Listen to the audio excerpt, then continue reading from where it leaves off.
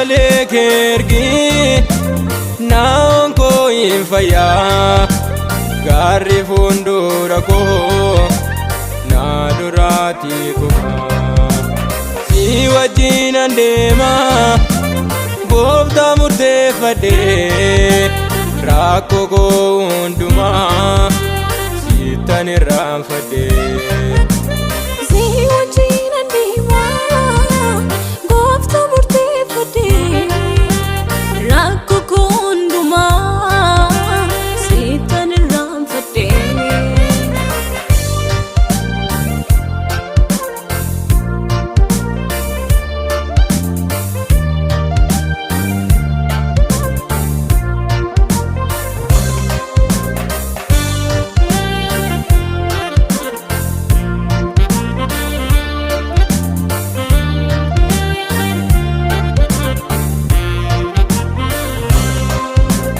Kan abdii guutatee sitiin fala argata sagalee kee ergi adaraa yaa gooftaa kan dhibaameen fayyaa sireerraa utaalee galataan si galchaa fuula kee burraaqee kan dhibaameen fayyaa sireerraa utaalee galataan si galchaa fuula kee burraaqee.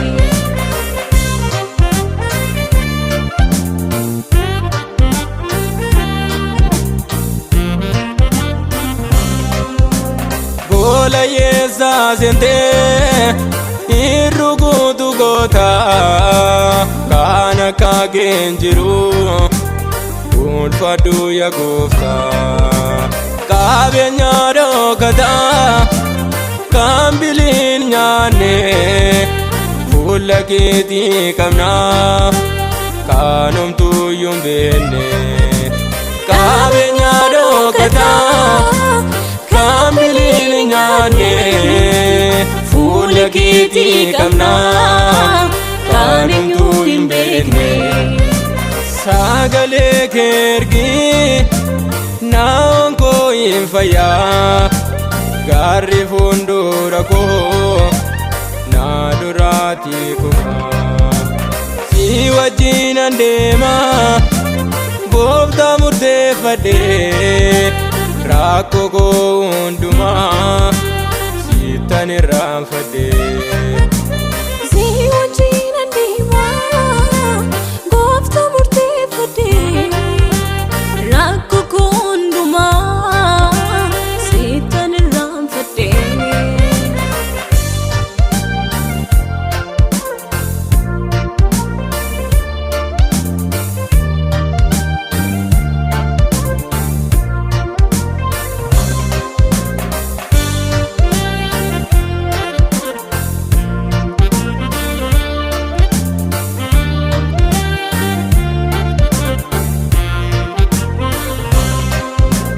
Saanyii facaafamee mudatti hin gogiini wanti sitiin alaa nurratti hin ta'ini maarjumni jallootaa hin kufan dhaabbatu duukaan keessa miirraa maaloo adubbatu.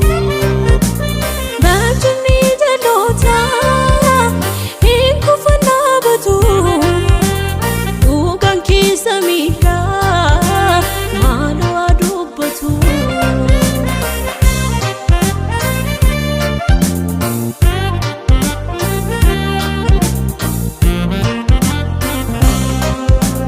Wanta darbuuf jedhee dubbi kee mijiru mana kee naa wayyaa kan boqonnaan jiru erga sitta maanee maaltu natti irratee dhugaa daaraarri kee keessa koo buufatee erga sitta maanee maaltu natti irratee dhugaa daaraarri kee keessa koo buufatee. sagalee kee ergi naawwan koo hin fayyaa gaarri fuuldura koo naa duraatti kufa si wajjinan deema gooftaa murteeffadhee rakkoo koo hundumaa sittan irraanfadhee